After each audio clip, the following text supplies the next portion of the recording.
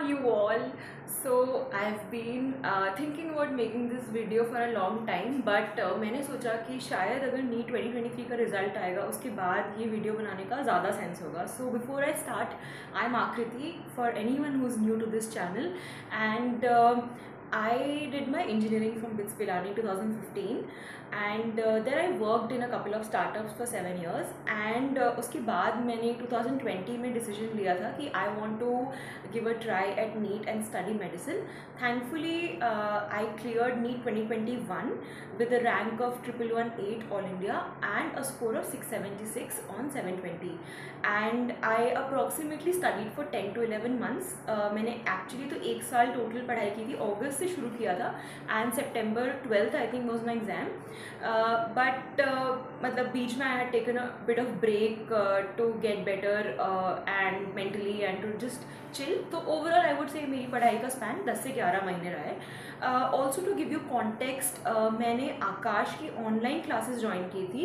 There was no logic to it कि मैंने क्यों आकाश लिया एंड क्यों कुछ और नहीं लिया, क्योंकि मैं काफ़ी समय बाद एजुकेशन में वापस आ रही थी तो मेरे को पता नहीं था कि कौन कौन से प्लेटफॉर्म्स एग्जिस्ट करते हैं. तो मैंने कुछ अपने पुराने टीचर से पूछा था कि सर मैं क्या ज्वाइन करूं ऐसा कि जो स्टैंडर्डाइज्ड हो. दे सेड कि एलन या आकाश ज्वाइन कर लो. मैं बहुत ही सच बता रही हूँ, मतलब I am not trying to derail anyone और publicise anyone. I have no love for Aakash, no love for Allen. Allen rejected me because of my age bracket. उस समय supreme court did not approve of upper age limit हटाने का and decision नहीं आया था. And so Alan didn't take me and Akash took me. It's that simple. I joined it and उस समय offline का ऑप्शन था नहीं because we were in COVID times. Second wave was at its peak. So मैंने पूरी पढ़ाई अपनी घर से की है ऑनलाइन एंड उसमें लेक्चर्स होते थे आई थिंक 11 से 2 के बीच में. So that means 3 hours.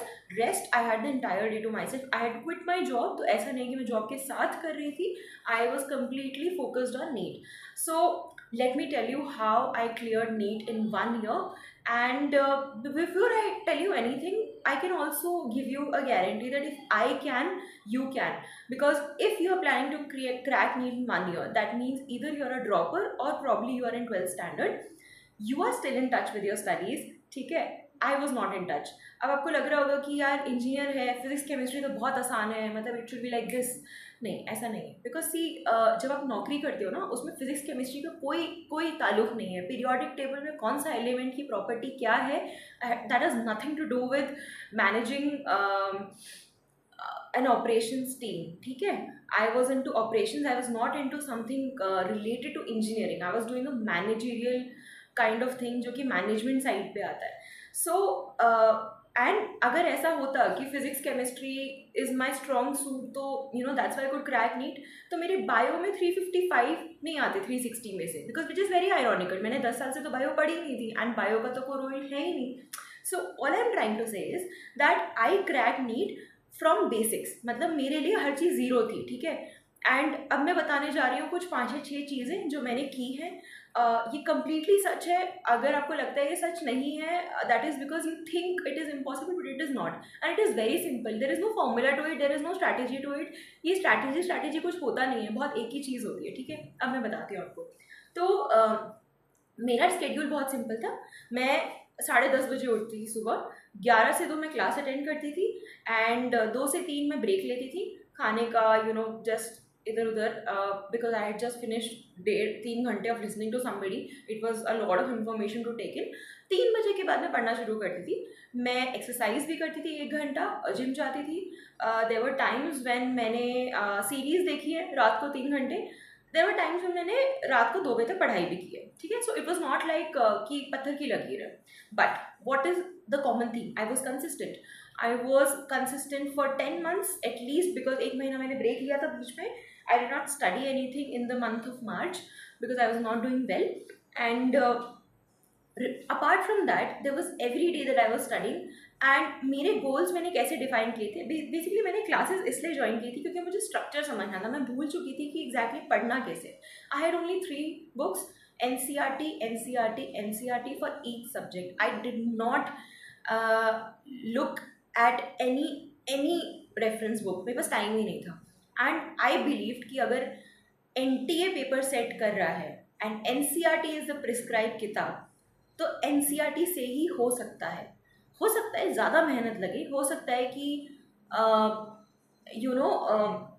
FOMO create हो कि भी बाकी लोग पता नहीं सी एंगेज कोई तो किताबें लोग करते थे हमारी क्लास में, मुझे कोई आइडिया नहीं है, मतलब मैं तो किसी को जानती भी नहीं थी, but no reference books, that is one point. Second, मैंने बायो की एनसीईआरटी 25 बार पढ़ी है, मैंने केमिस्ट्री की एनसीईआरटी एटलीस्ट 10 बार पढ़ी है, एस ब्लॉक पी ब्लॉक शायद ज़्यादा पढ़ा होगा क्योंकि बहुत ही वॉलेटाइल इन्फॉर्मेशन है, भूल जाती थी, और फिजिक्स की एनसीईआरटी 6 बार पढ़ी है। ठीक है, इसमें कोई शक नहीं है, इसमें कोई दोहराई नहीं है, इसमें कोई झूठ नहीं है, and it's possible.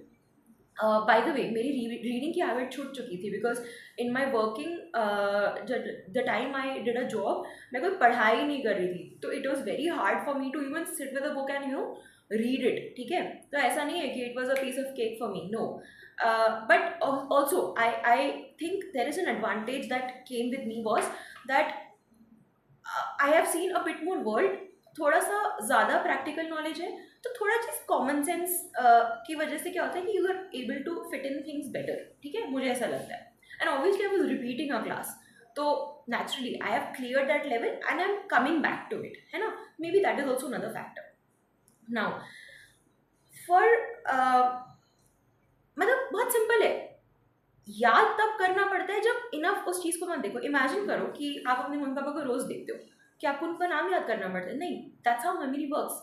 Memory declines over time, है ना, क्योंकि the brain is easily able to recollect something. आप नींद में भी अपने मम्मी पापा का नाम बता सकते हो because you have read it so many times. मेरी हालत ऐसी थी, towards the end of the नींद आप मुझे कोई एक फैक्ट बताओ and I will tell you कि कौन से चैप्टर में से है, मैं बता रही हूँ सच। ठीक है, एटलीस्ट बायो केमिस्ट्री में तो मैं पक्का कर सकती थी, फिजिक्स मुझे लगता था कि हाँ हो सकता है किसी और चैप्टर में हो, कनेक्टेड हो।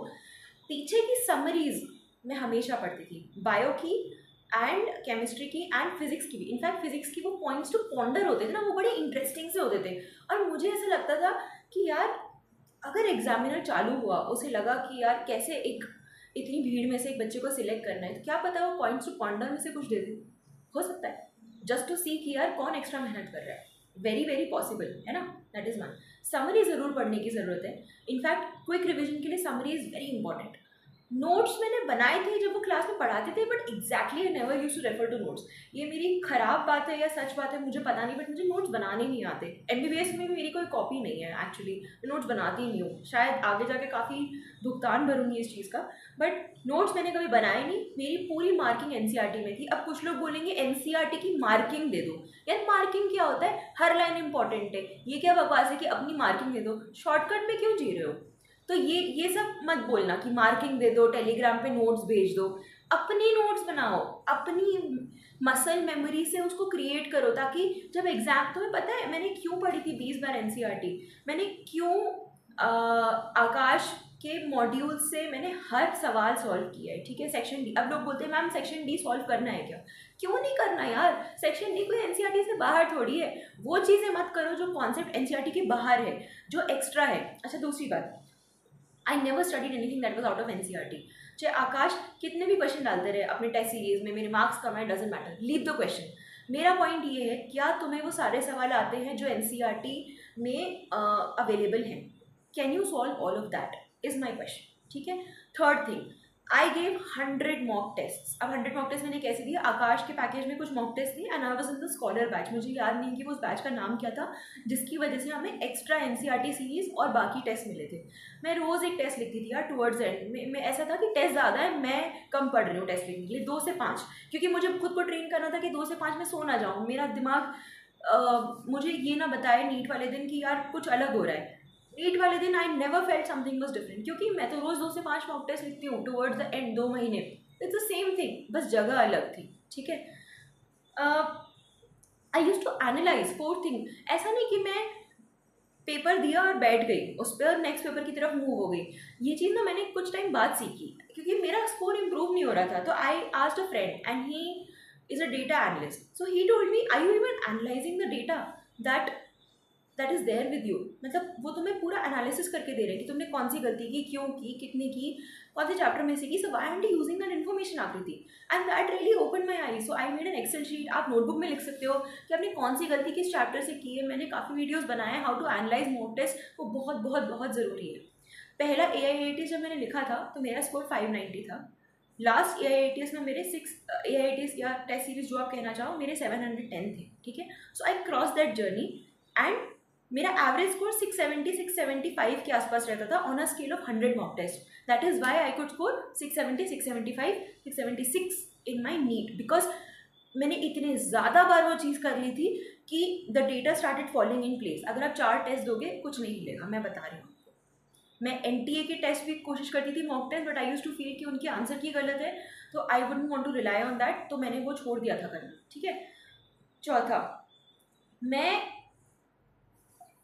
ये सोचती थी कि ये मेरे लिए स्टोरी बुक है। देखो, जब तक आप सब्जेक्ट से प्यार नहीं करोगे ना, सब्जेक्ट आपसे प्यार नहीं करेगा, ठीक है।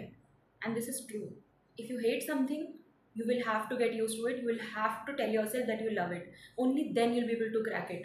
मुझे इतना प्यार हो गया था ना क्वेश्चन सॉल्व करने से, ऐसे तलब उठती थी कि यार आज मैंने क्वेश्चन नहीं किए, कहीं से तो सवाल मिल जाए, कोई क्वेश्चन मिल जाए। अगर सपोज मैं बाहर गई हूँ या मैंने कुछ सॉल्व नहीं किया, मेरे हाथ ना ऐसे होते थे कि यार आज कुछ सॉल्व नहीं किया, बिकॉज सी मैंने पेन नहीं उठाया था, ठीक है, 10 साल तक।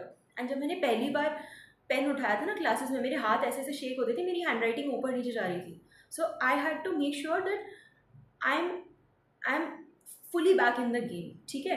और एक बार तुम्हें उस चीज़ की आदत पड़ जाए ना, you will feel addicted to it, you need to feel addicted to it, only then you will win the game. And इसमें कोई स्ट्रैटेजी, इसमें कोई वो नहीं है, बट मैं तुम्हें ये बताना चाहती हूँ कि उस चीज़ से इतना प्यार करो कि इट्स नॉट गोइंग एनीवेयर, उस चीज़ के लिए इतनी मेहनत करो।